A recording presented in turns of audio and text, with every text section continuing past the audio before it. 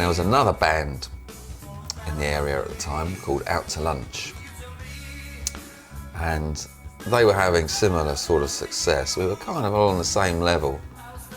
You know, we were two sort of popular bands in that area, and they're a great band. A good singer, Jason, a guy called Jason Gregory. He was the front man, he was the singer, great front man, great singer, and a guy called Simon on guitar, great guitarist. And us Beats Working guys would go and watch Out to Lunch gigs, and found out years later that, you know, that Out to Lunch guys would sometimes come and watch Beats Working gigs. There was a guy called Andy Finlay that we knew quite well, bass player from Windsor, really nice chap, and he was playing in a band called Beats Working, and we kind of, Jason and I used to go down and sort of see a few of their gigs actually, and I remembered, funny enough, seeing them in the Wheatchief pub in Old Windsor. We didn't really know each other, but we sort of knew of each other, and we would nod and acknowledge each other from a, you know, respectful distance. There was kind of a mutual respect thing going on, I suppose. And then, funny enough, they kind of came to see us a couple of times when it was Out to Lunch, and I think they might have even been at the Excess gig where I had this mad pink hair. So we kind of knew each other. We talked to each other and, you know, bumped into each other in pubs and stuff, but we never really kind of did anything other than that. The band called Beats Working, and he'd just done this album. Yeah, I've still got the vinyl upstairs. Well, I've got vinyl of everything actually. God, what was that called? Life on a Wire. Life on a Wire, yeah, not Putting It About, that's the other one, isn't it? Yeah. So, yeah, Life on a Wire, I remember getting hold of that and thinking, God, this is how the real boys do it. This is like real big time. So we'd been going to see him anyway, and I was surprised that, wow, they got a record out. This is really good. So we got a bit more involved with going to see Andy, and obviously that's when we hooked up with Chris. But the thing that actually I remembered about seeing Beats Working was not just Andy, the bass player, but the drummer. And I was just watching him all night. He was playing an electric kit, part electric, part acoustic kit, and the tunes were quite poppy with a bit of a rock edge, but there was just something really kind of special, really kind of delineating the band, and it was the drums, it was the rhythm section. And I just thought, "Christ, this guy's really good." And actually, I was looking at him going, "He's actually quite a good-looking chap as well." I was like quite infuriating because I wasn't particularly, you know, vain or anything about my own ability to look fine, but I thought, this guy's he's got nice curly hair and everything, he's slamming the drums behind Beats Working. It was brilliant. And then Andy Finlay, who was a bass player in Beats Working, he said to me one day, "Did you fancy coming out for a drink with the boys from Out to Lunch?" Me and Simon had a sat down chat, and at the time, Chris wanted to do something different. He'd been doing the Beats Working thing for a time, and I felt that he wanted to do something more rocky and original. You know, I just wanted to play an Iron Maiden, you know. Let's get together and have a beer. So actually we met down the Arts Centre, which at the time was the kind of the venue of choice in the area. We all met up in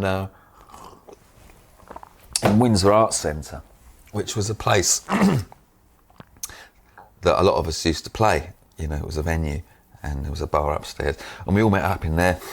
But we met down there and we kind of just all really got on, really. We all had the same musical inspirations. We just hit it off, you know. We were all like-minded individuals, shall we say. And we all just wanted to get together to play music, and I think something kind of brewed that night. I'm not sure what it was. I think it was just the love of music and the love of wanting to do something. So I said, well, if you fancy that, if Andy's up for it, let's go into the, you know, rehearsal room and bang a few numbers out. Simon and I have got some tracks that we would like to put down, stuff that we've written but really didn't suit Out to Lunch. So we say, well, let's go in a rehearsal studio, and the four of us, and see what happens. You know, let's make some songs. And we had a list of songs that we all wanted to play, and we'll go and learn them and play them. We just felt that we wanted to get out because there was much harder edge happening at that time. It was all very sort of pouty studs, leather, and bare-chested. Codpiece. Yeah, that sort of. No, it was sort of big hair, bare-chested metal sort of thing. You know, White Snake stuff at the time was Here I Go Again, all that sort of thing. Some tracks that we'd written ourselves. Yeah, so that's what we decided to do. So we went in, and it was very poppy. I think the transition to heavy rock is difficult when we come from a background of that sort of thing. So it took us a while to find our feet of knowing exactly what we wanted to do. So we called the band Paris. We went out, we did some gigs, and it got a good reaction. I remember the first gig we did as Paris, that was the name that we called ourselves, was at Windsor Arts Centre, and it was down in the basement, and that's supposed to take 100 people. And for some unknown reason, on the day of the gig, we heard rumours out that people wanted to come, and they'd sold all the tickets in advance. There's like 2 people out of one really locally popular band, and another one. When you put that together, it almost became a local supergroup, and it was the hype that was around it. The expectation was pretty great, and I remember that the promotion that we had, mainly off our own back, but everyone was behind us. Apparently there were even ticket touts outside flogging tickets because the need to hear this band, Paris, which is the combination of all 4 of us, was so interesting to the local public that they were kind of queuing outside to come and see it.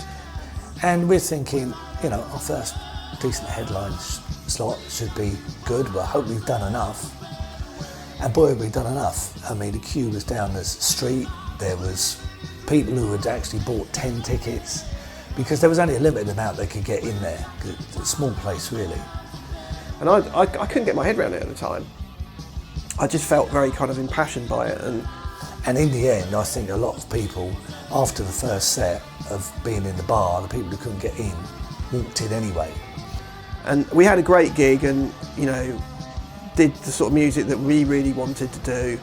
And I just remember the second set we did was absolutely rammed. I mean, I couldn't breathe in there. And from then on, it kind of just set a precedence, I think, for building on a great musical collaboration of the sort of 3 or 4 of us. I remember in the early days playing in it, I was, you know, sit at the back watching the band, watch the audience, and I was thinking, yeah, you know, do you know what? This is a real band, you know? Because, you know, Jason as a front man, I'd never really played in a band that had a dedicated singer. Front man, entertainer, showman. You know, all the other bands, the guitarists sing, or, you know, you're all musicians bands, what I'd like to call them. But this was like kind of a showy band, you know?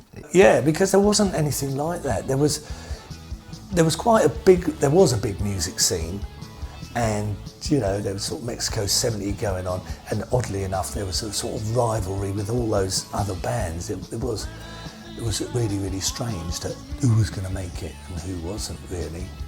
But it was pretty. And we started to look like a band. We were in our early 20s, the hair was getting longer, you know, we started to look like a band, you know. And with Jason's energy up the front there, it was more of a show. Yeah, you came to listen to us, but you also came to watch it. And that was kind of my first, you know, experience, that education, I should say, it's actually putting on a show, you know. That was pretty good. I mean, we had a series of very good gigs after that before we actually went into the studio. Did some great gigs up in London. We got booked on a little mini tour. And it just develops, and we got more and more popular, and more people would come to see us. And so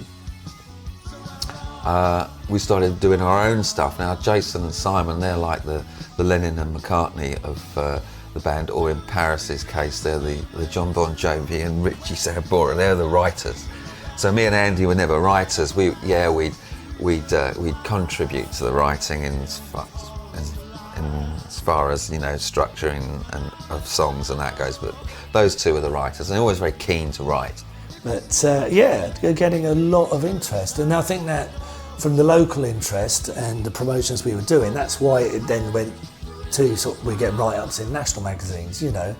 we were getting lots of recognition in the press and in the music press. When it got to a stage, at one point, it wasn't a week go by where we weren't in the paper. They was writing something about us, and we were winning like little awards. Like best new band, best vocalist, best frontman, little things like that. We were really, it was really sort of chugging along. Everyone's sort of banging on about the live shows and everything, and saying, you must go and see these guys. And then people ask us, well, yeah, we can't come and see every band. We want something recorded. We want something on tape. So it was me, Chris, Andy and Jason had rehearsed all these songs with keyboards, and we didn't have any keyboards, and we didn't know anyone else who could do the keyboards. So we kind of were forced to go into the studio. It was over in somewhere over near Beaconsfield, I think. And we went in and we just went, you know what, we just got to give this everything we can. And so that's when we went into the studio, and we had a couple of songs that we've been working on, and two that we're totally well gigged, and they were spot on. So we went into our first recording session, went into a studio, and we made what you call it, I suppose you call it an EP, a 4 or 5 track recording. It wasn't an album.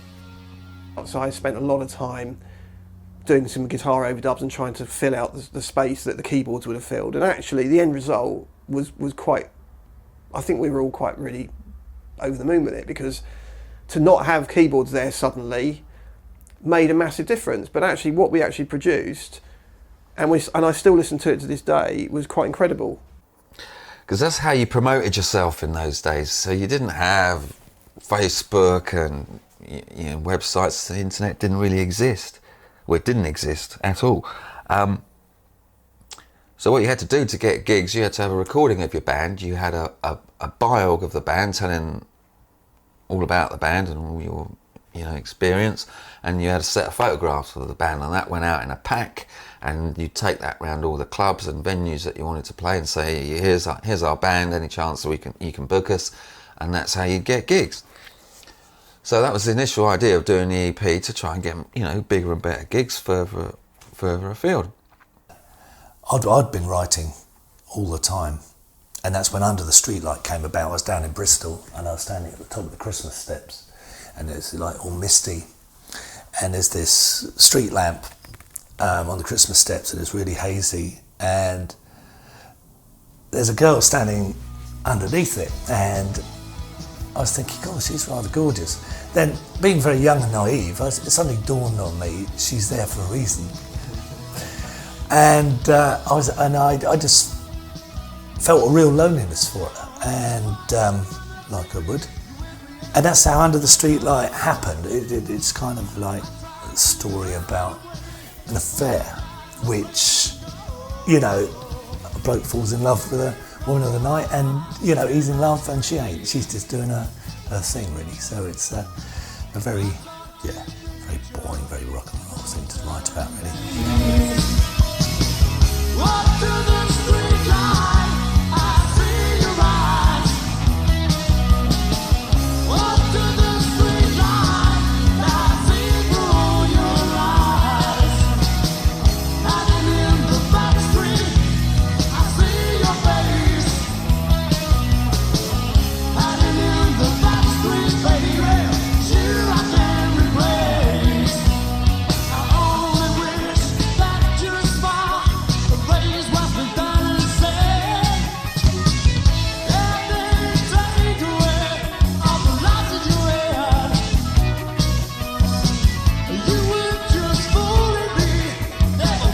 We went in, we laid it all off in a day. Jason did all his vocals the next morning, and we mixed it the next afternoon, and that was the sort of classic band thing that people did. You went in and did it in 2 days. And for me, I found it, a little bit daunting, because up to this point, I felt I was a singer hanging out with musicians. So this was the first time I could actually have a real input apart from the live shows, which obviously I loved, and that was what it was all about for me, really. And it was all analogue tape, 16 track tape then. But I had a field day, because it was like, right, give me 5 guitar tracks, I'm going to lay as many down as I possibly can.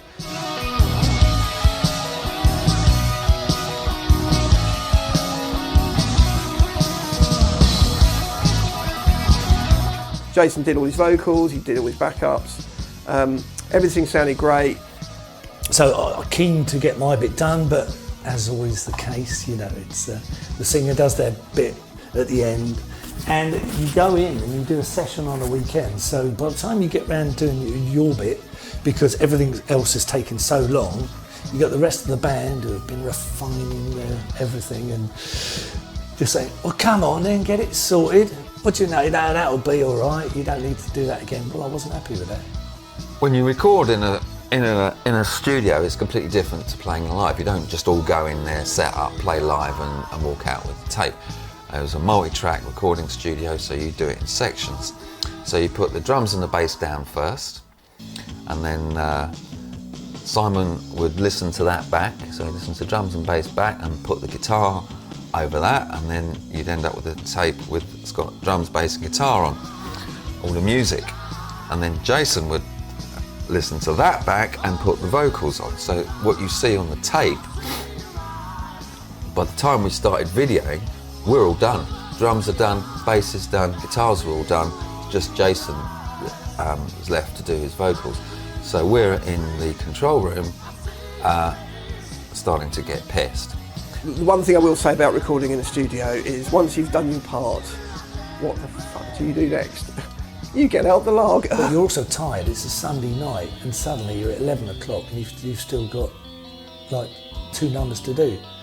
They say, oh well, we'll have to come back and do the backing vocals. And it's like a lot of pressure on you, really. You're powdering your nose to go nowhere. I don't know what it is about me, cameras and lager, but things just kind of come to a bit of a head and I just go off the tangent a little bit. It gets to a stage where Simon is doing ballet dancing with an inflatable guitar in the middle of the control room. Poor old Jason is the other side of the window trying to lay this vocal track down. So now you want to know why. I don't know what came over me, but I just thought, you know, I've always really loved ballet, and I just started doing some ballet poses and, you know, like going through the motions and the poor sound engineer, you know, he must have thought, what fucking wankers, we should stop pissing about. I mean, this is costing money. the sound engineer sitting there like that. What on earth is going on here? And Chris just laughing. But we were pissed, basically, and that's what we did. We were young, we were excited. But it was a fun time. It was probably my most enjoyable studio experience because of the pressures that you have. Because you haven't got a big budget and you've got an allotted time, you tend to overrun, and then you're under pressure to get your bit done. And if you're not feeling on top of the world on a Sunday night after sitting in a stuffy studio for 48 hours, but as it turned out, very, very pleased with it. And I remember the drive back that evening from the studio, we were all so kind of pleased with the end result that we went straight down the William IV and we demanded that they put the tape on their in-house cassette player, and we sat there with our pints of lager listening to what we'd made that day, and we just sat there, looked at each other and went, this is the start of something really special. So yeah, and after that we put it about to people and had some good write-ups, and it went down really well. And it got a momentum. It got going. We ended up travelling further and further afield. We geeked and we geeked. We'd play up and down the country. We'd play in different venues. We'd get home at 4 in the morning, living on a diet of kebabs and beer, and yeah. Paris was really kind of moving along at a very swift pace. We found ourselves going up to doing photo shoots in London for promo stuff to get gigs.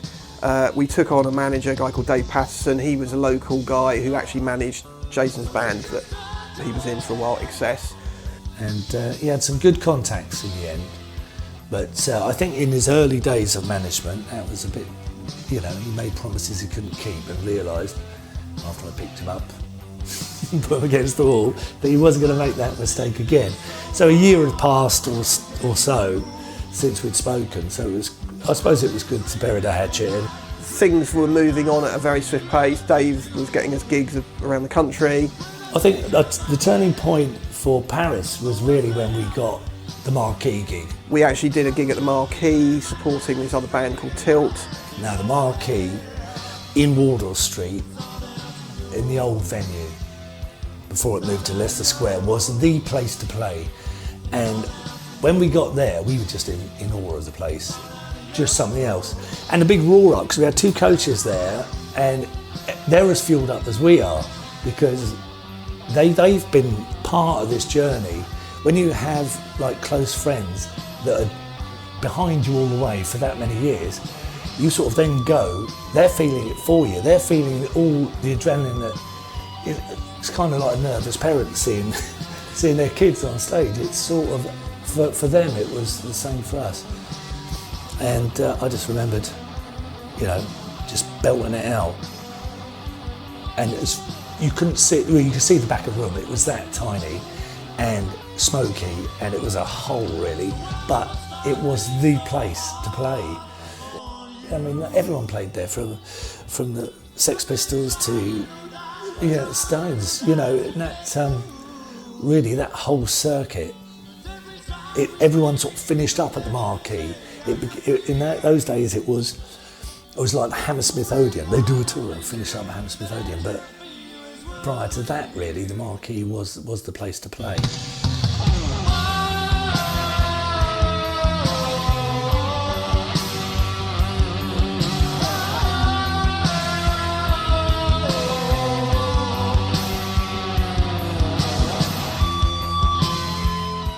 After that, we just gigged solidly, and I loved it. I mean, what I loved the most, it wasn't just the gigging; it was the rehearsal, the whole, dare I say, camaraderie of getting together and having a crack with your mates. Because at that time, the sort of new wave of heavy metal, it was changing. It was going into sort of like big hair, bare chest metal, pouting, giving it all that. And most of the musos that you met, you didn't like. They were just not very nice people. And I suppose that I was so lucky that I had this group of guys that I've been working with that were like my best friends. So, and they had a lot more going for them than any other sort of musos that were sort of saying, come and sing with us, come and do a bit with this. And you think, well, actually, mate, I don't like you. But it's, and it was really difficult. But with my group of guys, we were like family. So we were like a family, close-knit. So we could go out on the lash and we could probably not speak about music for about 5 hours, messed around, and then just say, oh, yeah, you still up for rehearsal on Tuesday? Yeah. Chris's hair was getting very, very long, and actually at that point he looked like Bon Jovi, and I think even a number of times we were walking around Windsor, he'd get stopped by people going, are you John Bon Jovi? And I think we kind of actually sort of blagged that he probably was.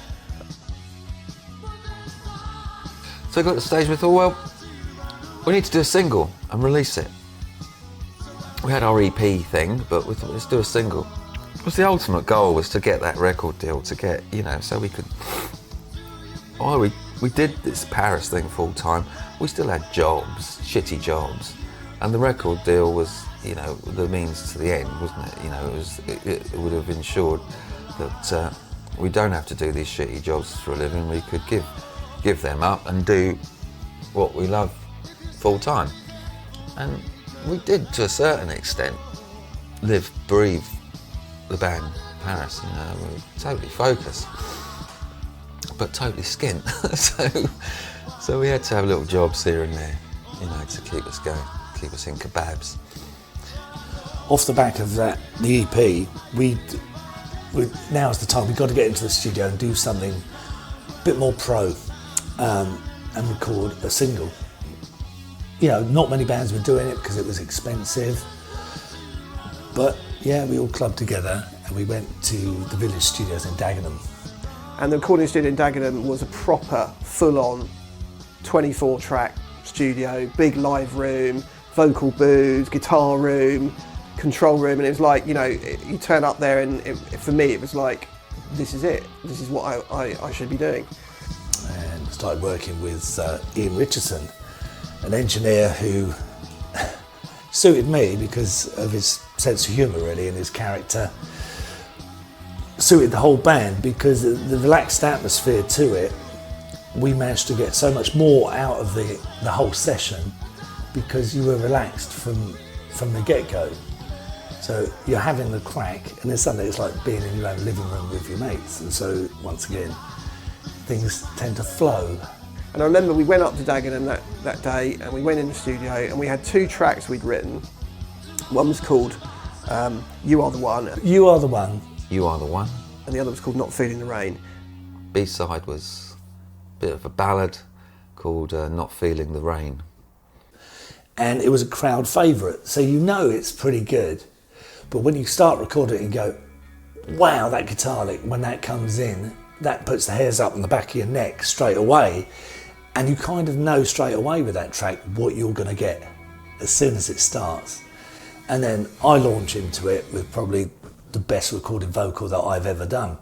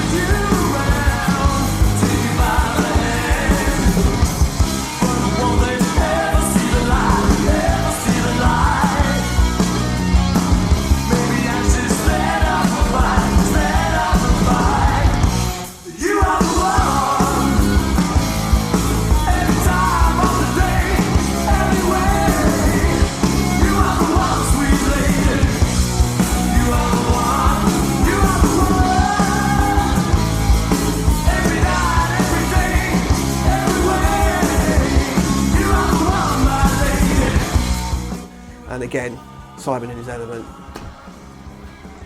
You can have, Chris, you can have 2 tracks, I'm going to have all the other 22.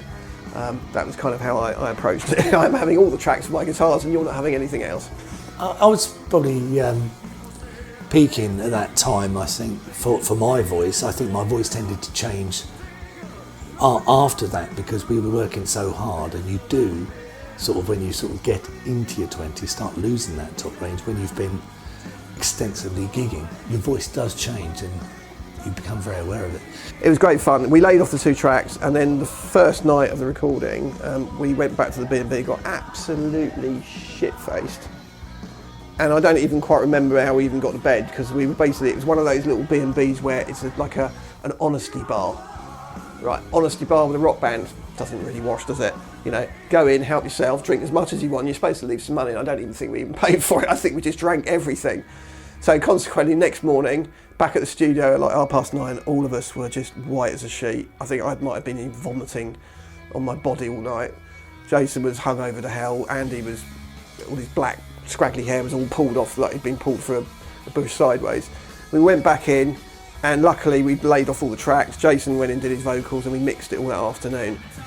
And recording the B-side second was the best thing because I'd relaxed so much. And when you're doing, it's all right to go out and belt it out, but you try and do a ballad cold, you don't get the texture right straight away, then your first line is everything. And I remember doing that first line about 3 or 4 times and just saying, is that right, is that right? And then we do the whole of the rest of the song. I said, I'm warmed up enough now, I want to go back and do my first line again. Because you never get a second chance, do you, that first line if it's not spot on. And I remember going out to the toilet in the afternoon when we were mixing, and somebody was walking around outside the studio. And I don't know if they were to do the studio or they were part of the complex it was in, but I remember someone saying, that guy's voice sounds amazing.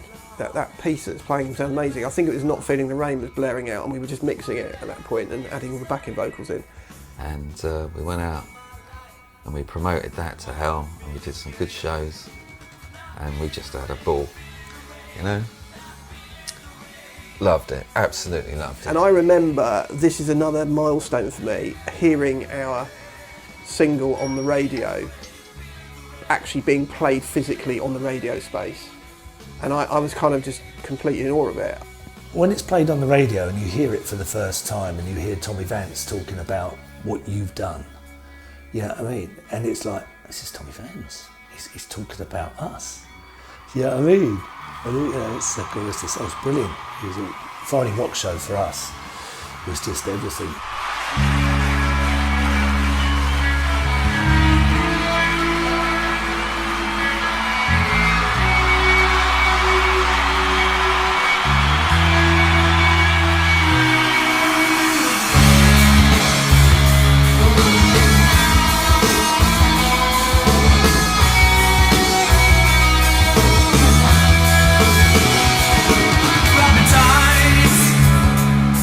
Falling over my mistake.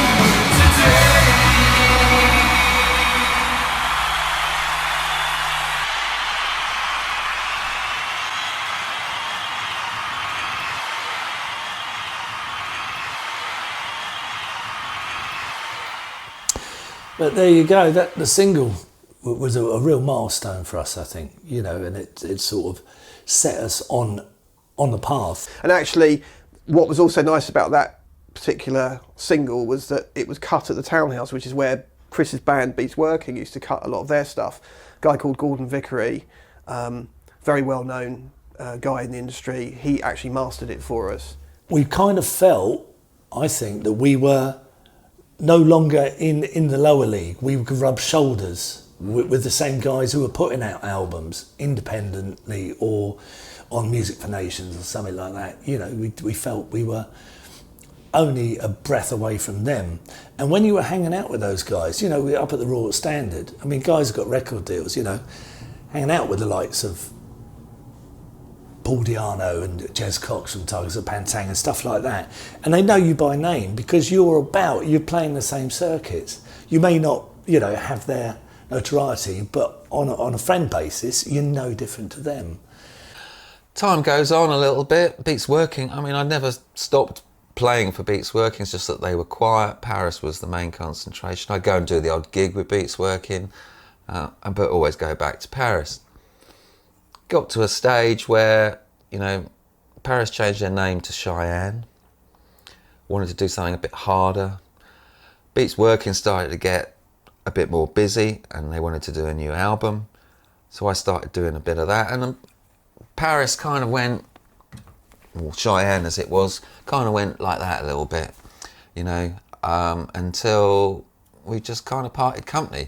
And then a few things kind of, you know, materialised in the band, and then sadly Chris left, and I think because Beats Working at that point was kind of regurgitating, and John, the leader of Beats Working, really was keen for Chris to come back and play.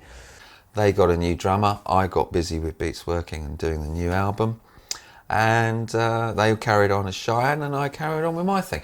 It's not like we ever fell out, we always, you know, remained good friends. It's just that we just went like that a little bit. With the new drummer, after Chris's departure back to Beats Working,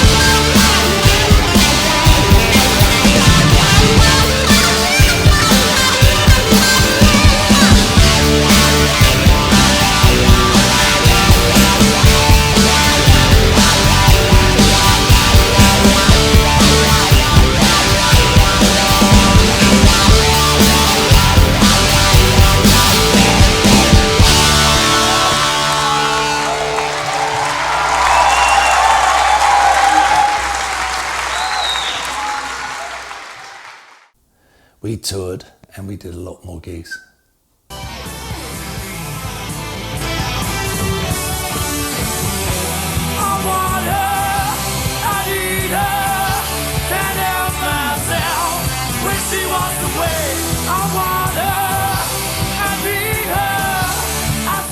Nigel sadly moved on after a period of time, and we found ourselves without a bass player, and we found another bass player, a guy called Jim Houghton, who at the time was playing in a band from West Sussex. And Jim is an incredible advocate for the word musician. He is just the pinnacle of being what a musician is all about. Total dedication to his art. You know, he plays in numerous bands at the same time. He's switching from different styles, primarily around the rock side, but he's very happy to slip into whatever bracket. And I think he brought something different to the table as well. He was very much into hard rock, down and dirty hard rock, you know, and also, you know, Def Leppard and Whitesnake. So he fitted in really well after Nigel departed. It was another great period of my musical background. It allowed me to express myself a bit more. I got a little bit more opportunity to do those more widdly solos that everyone else was doing at the time. Allowed us to drink more beer.